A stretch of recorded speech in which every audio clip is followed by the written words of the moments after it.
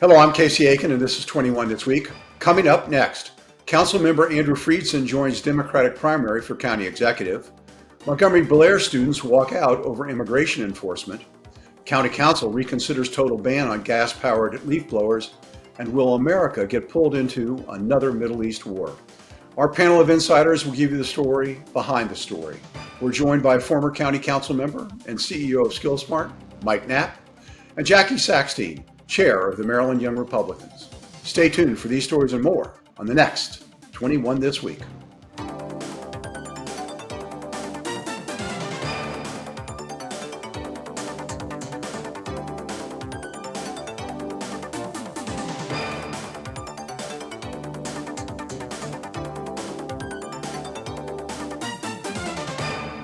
With more than a year before the June 2026 primary election, 5 Democrats have already announced their candidacies for the seat to be vacated by County Executive Mark Elrich, who is term limited. 3 current County Council members, Will Jawando, Evan Glass, and now Andrew Friedson, have joined the race and are considered the front runners. Friedson appears to be appealing to the good government voters who previously supported David Blair. Jawando has already been endorsed by Mark Elrich, is looking to solidify the support among the Tacoma Park Silver Spring Coalition, while Evan Glass is building support from both the business community and social justice advocates. Mike, it's a bit early, but give us a handicap on the 3 candidates, their respective strengths and their weaknesses. Well, you're right. It is a bit early, and I think that one of the things I think is very clear, and one of the reasons that we're having this election is that the current county executive has struggled. And so clearly the voters indicated that they didn't want to give him a 3rd term. And so we now he's been term limited. And so now we are going to have a race. I think one of the challenges that all 3 of them have is being able to differentiate themselves from each other. Most of the votes they've taken have been kind of on the same. They each can kind of find a little path that's different from the others, but I'm not sure that the voters are necessarily going to kind of see that distinction. And I think it's going to be interesting to see just what voters start to talk about. We haven't really seen a lot of leadership, vision, or action. And if you read what each of them has kind of written so far, they're kind of talking about the same things. We want to fund our schools. We want public safety. Some stop to small businesses and economic development. All things that are good and important. But what and why and how? And who can begin to articulate what they want to do and how they can actually achieve it and get there, I think is going to be the important piece to see which can actually begin to distinguish themselves among the others. And does somebody else get in the race that can actually tell a more visionary and different story? So, Mike, when Mark Elrich first won in almost 8 years ago, there were 11 candidates running in the primary at that time. And he was able to cobble together his coalition, which, because of the splintered nature of the voters, really was able to win with a very small minority of voters supporting him. Is that going to be the situation this time? We have 5 candidates. I don't know anything about Mithun Banjari or Celeste Aurora. So, where are the lines going to divide on this? That's where I think is going to be interesting is clearly Councilmember Jawando is looking to kind of ride Elrich's coattails. Mark has always had a base when he's run. He's got about a 30% population that has always voted for him. There's a combination NIMBY/progressive group that kind of is out there for the supportive of him, and Will is trying to kind of see if he can capture that, trying to play the same role that Mark has played. But I don't know that necessarily works because I'm not sure how much of the rest of the population finds Mark's outcomes to be that successful. And I don't know that Will necessarily gets all of those folks to move in his direction. So in the absence of that, it's going to be a question of kind of who can start to your point, cobble together an actual coalition. Because I'm not sure one exists yet, and I'm not sure there's a clear path that any of the 3 of them have. So, Jackie, it comes as no surprise that here in Montgomery County that the winner of the Democratic primary will have an advantage over the Republicans. And while no Republican has formally entered the race, many expect Reardon Sullivan to run again. What is the path forward for a Republican candidate in the general election? Well, so I haven't spoken to Sully yet, so I'm not entirely sure if he's running or not at this moment.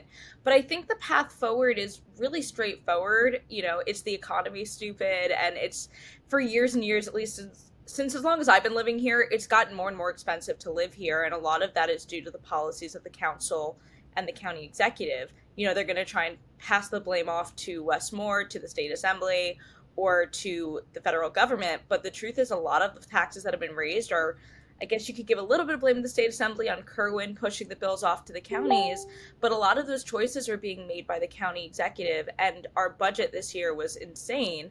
So, but rather than making responsible cuts, we're just continuing to play into the hands of the teachers' unions and focusing on other things like gas-powered leaf blowers and, you know, climate agenda rather than making this place a more affordable place to live.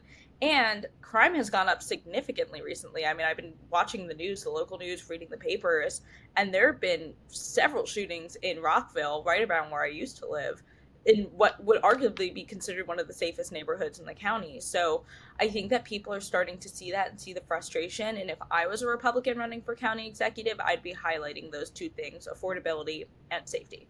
Well, I think it'll be interesting. I think depending on who the nominee is for the Democratic Party, who that nominee is, there'll be an opportunity for a moderate Republican to actually win in the race. Yeah, one of the benefits of having no Republicans on the county council or the county executive is that we can't get blamed for anything. So I'm going to give Mike the last word on this.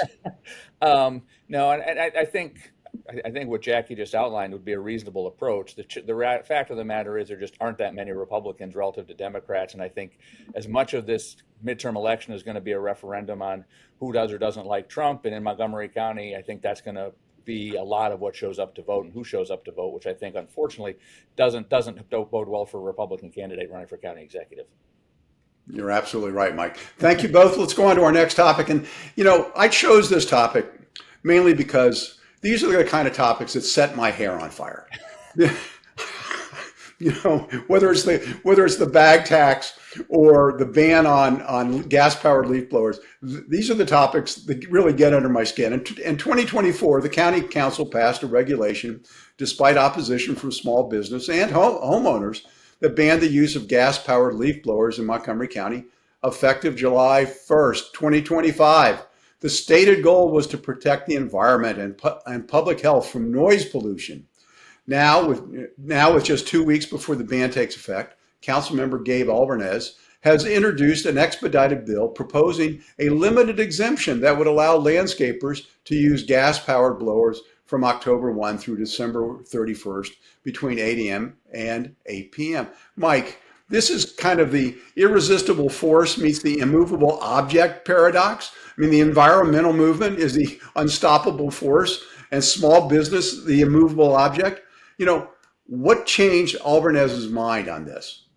I mean, I think interestingly, and I'll be curious, I've not spoken to them about this, but I think one of the things that you're starting to see is if you look at the IT software tax that's been imposed by the state that starts on July 1st, I think that many of our legislators who have not been in business and don't run businesses and quite honestly don't know that many people who run businesses are now hearing from a lot of folks who are saying, wait a minute, what did you just do?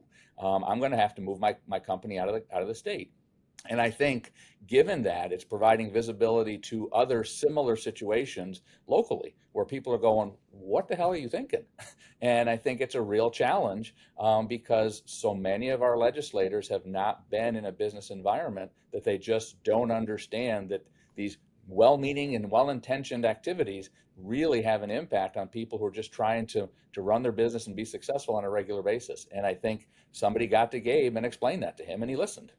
Well, but it's not just a small business that are impacted. It's the homeowner. The homeowner's impacted, and the $100 rebate that is being offered by the council is means tested. You can't get it if you're above a certain means, and so it doesn't apply to all. But it really affects everyone in the county. Jackie, does this reflect a larger disconnect, as Mike was kind of indicating, between the council and public sentiment?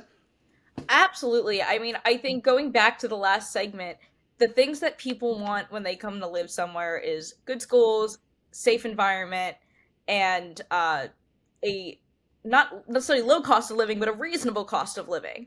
And this falls into none of those categories. It's one of those bills that you look at and you're like, why? Why is this what we're focused on when there's so many more important things to be focused on? Like, again, like the potholes on the street or the fact that we keep lowering the speed limits and adding more speeding cameras. Why are we focused on gas powered leaf blowers instead of things that actually make people's lives better in the county? And I think Mike made a really great point about what's happening with the tech tax in Annapolis and how that's going to be trickling down and impacting sentiment in the counties as well. People are looking for who to yell at, who to blame. And we even have Brian Crosby, who is a business owner, who said, this tech tax is terrible. I'm going to move my company out of the state of Maryland, but I'm still going to vote for it. And like, it's things like that that just make me ask myself, what are we doing? What are we doing? Thank you, Jackie. Thank you, Mike. Great insight, both of you. And when we come back from this short break, Montgomery Blair students walk out over immigration enforcement. And will America get pulled into another Middle East war? Stay tuned. Welcome back. Last week, hundreds of students at Montgomery Blair High School walked out of class in support of a classmate who they say was deported to Guatemala. Jackie, this raises two key issues. Should students be permitted to walk out without consequences? And do these protests reflect an informed understanding of immigration law? Well, I'm going to start with your second question first. I do not think that this reflects an informed, opinion of what's happening with immigration law, because unfortunately, what we found is in these schools, only one side of the story is being told, and that's typically by the teachers and the administration.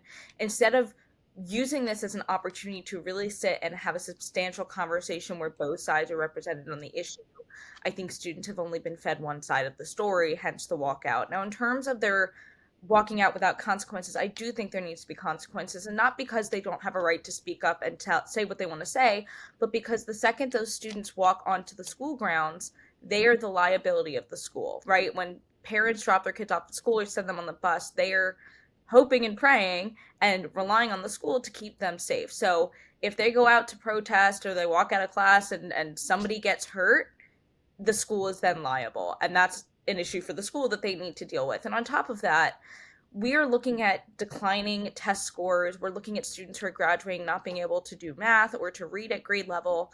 And I think those things are way more important when you're showing up to school than protesting, right? You could protest after school, you could protest on the weekends, but when people are going to school, they should be learning, they should be coming out of school with the knowledge that they need to succeed in life. And this is not contributing to that. Well, thank you, Jackie. Mike, political blogger Carol Hughes wrote, parents in Montgomery County should be outraged, not just by the walkout, but by the complicity of the school staff and local officials. And as Jackie pointed out, the decline in discipline and test scores, and calls this a walkout just political theater. Is this fair criticism? If people want to make those complaints, I can certainly understand where they would. The reality is that it happened with 2 days left in the school year. Most students were going half days anyway. The reality was that, to Jackie's point, yes, we haven't seen the improvements in school system that we'd like to see, but that wasn't going to happen on the Tuesday before the last day of school. So I'm not really all that concerned about that. As it relates to letting our students be able to exhibit and express, I think their support for their classmate to engage in a political process, I think, is probably a worthwhile process.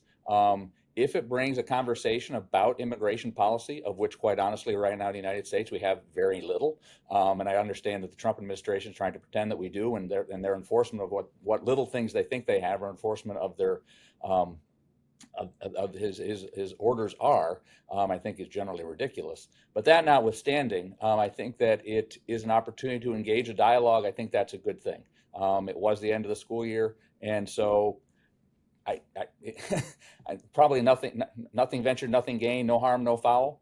Well, I understand. I understand that your point about being at the end of the school year, but for many years, the administration of MCPS has been supporting student protests.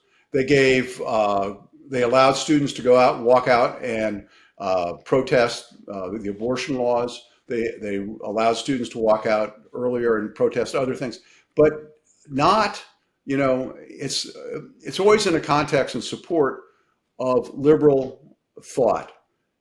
I just wonder whether we've lost track of what, as Jackie pointed out, whether we should be concentrating on teaching. I think we should be concentrating on teaching, but I think that also there are real world examples and real consequences that are out there, and our students live proximate to where many decisions are made, and many of their families are actually directly affected, either in helping make those policies or being impacted by the policies that have been implemented. And so Well, I and think being able to engage in that process is not a bad thing. I think that process would be great if we were living in a school environment where students who believe on either side of the situation felt comfortable enough to speak up. But being a student who is actually personally impacted by being publicly Republican and having teachers single me out and treat me differently because of that, I think you have several conservative leaning students who don't feel like they can talk about their side of the issue, and that's stifling an actual, I would say, very educational conversation from taking place. Well, I want to thank you both for some very, very good and insightful thoughts on this. And now we're going to turn to a subject which is a little bit out of our normal lane. Our mission is to talk about Maryland politics and in particular what goes on here in Montgomery County. But because this is a national topic that affects us all, I thought it was important that we bring this up. The Middle East remains a geopolitical powder keg, and escalating hostilities between Israel and Iran are drawing international concern. Mike, former Secretary of Defense Robert Gates wrote, "If Iraq and Afghanistan have taught us anything, these things are easier to get into than get out of." So what he's reflecting there is a law of unintended consequences. Are we stumbling our way into a greater war? I think we are. I think, unfortunately, our president has tried to simplify way too many things and wants to have things be binary choices, that you're for this, you're against this, we're for that, or we're against something else. And it's a binary option. And the reality is that the world is very complex, and these have been complex issues for a long time. And if they were that simple and that binary, I think many smart people would have moved us in a positive direction before. And so I think there's a lot of bluster. I think there's a lot of positioning, and I think trying to figure out how to oversimplify this is going to get us into a very difficult place. Although I'm very intrigued now. One of the things that the president says a lot is, "I'll have an answer in 2 weeks." That seems to be his answer for a lot of different things. And so now we're on 2-week watch to see what brilliant thing is going to come out that is going to help us lead down this pathway. And I'm concerned that we're not actually having conversations and trying to work to the outcomes, but we're actually trying to bluster our way to somebody doing something that we can then get on the right side of. So Jackie, unlike other conflicts around the world, the government in Iran has expressed one desire, and that is death to America and death to Israel. Should we take them seriously, and what role should America play in this emerging crisis? I absolutely think we should take them seriously. There's a very common phrase: when people show you who they are, believe them. They've given us no reason to think that this is all bark and no bite. So this is a very serious issue. In terms of whether or not we should be wading in any more than we already are, I'm very convinced that Bibi already has a plan in place to take out the nuclear facilities that need to be taken out.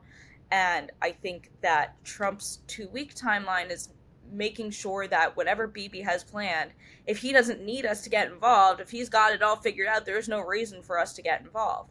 But I think that gives the timeline. I think Trump is really trying for the whole diplomacy angle. He keeps saying talks could restart. I don't think there's time for talks to restart. I think that's kind of come and gone. So I think that Trump is really just waiting to see if Israel is able to do this on their own. And if not, it is in our best interest to shut down this nuclear program. And I don't think Iran has the capability to sustain a long-term war like we saw in Iraq and Afghanistan. So you can see it with how many missiles they're currently shooting into Israel. We've gone from hundreds a day to like maybe 10-ish. So I think that they're on the downslope here. Well, there's a possibility that this is a strategic pause by President Trump, that he's waiting to see how effective the Israeli response will be to defanging Iran's nuclear ambitions. But the other issue is whether Iran will be susceptible to this, and it may cause America to get involved militarily. Um, I know that we can't have the answer. I would hate to see what happened in Iraq, where we responded to faulty intelligence. The New York Times today, in a very interesting article, highlighted this very fact that in Iraq we responded, and it had disastrous unintended consequences by creating a jihadi movement against America, and that we could see repercussions here in our own homeland. No, and I think we're seeing that now. I mean, just in the reports that the president is starting to ignore the advice of security of the national security community, and that his current security council director is not even participating in the daily conversations, and that he really has a very small inner circle that is advising him on this. I think is very troubling, especially given the fact that the security community has indicated that some of the assertions that he's making, there's nothing to back that up. And so I'm concerned what you articulated, Casey, and that we're trying to make assumptions that aren't there, and we're trying to ignore the people actually providing the data to help make a better decision. Well, as Jackie said, when your enemy is saying death to you, you have to take them seriously. It's not just maybe the intelligence community says, well, it's only going to be 2 years as opposed to next week, but don't you take them seriously, and at what point do you act? Well, but I think the other point that Jackie made, which was also good, is how sustainable is what Iran has in the first place? If they can't even actually sustain an effort against Israel, there are lots of people who can make lots of threats, and so you also have to take the rest of that information into account as well, and be able to figure out what the proportionate reaction and response are to be. But Jackie, I'll let you have the last word. We got about a minute left. yeah, I would say that's, yes, true that we don't know how much they have left in terms of missiles, but you don't also want to give them the time to just sit and regroup and build more and possibly get closer to the nuclear weapon that they need to do the ultimate amount of destruction. So I'm in favor of taking it out before it gets to that point, and even if they're only halfway there, I'd rather them be not there at all. So I think it's a lot better to take out the nuclear facilities sooner rather than later, just to prevent any possibility of them obtaining. If they were that simple, that would be interesting and an interesting play. But as we started the conversation, I'm pretty sure it's not that simple. Well, I think we all recognize that it isn't that simple, and we just have to see what transpires over the next several weeks, and just pray for the best. Stay tuned for parting shots when we come back from this short break. Welcome back. Now with parting shots, Jackie Sackstein. So I'll first start off by saying happy summer. It's now officially summer, and we've got the heat to prove it. And I think my parting shot is that I hope that the county council and the county executive and whoever is deciding to get in the race for next year really considers what's best for the people living in this county and not necessarily what's best for themselves. Like, it's great to virtue signal. It's great to have all these nice idealistic plans about, keeping the environment green. We all want nice, clean, healthy air. That's great. But I think right now our priorities need to be safety and affordability in the county, because both of those things are sorely lacking. And I think it's driving a lot of businesses and families away from the county, which is such a beautiful, lovely place to live. But without a change, we're not going to get better. Thank you, Jackie.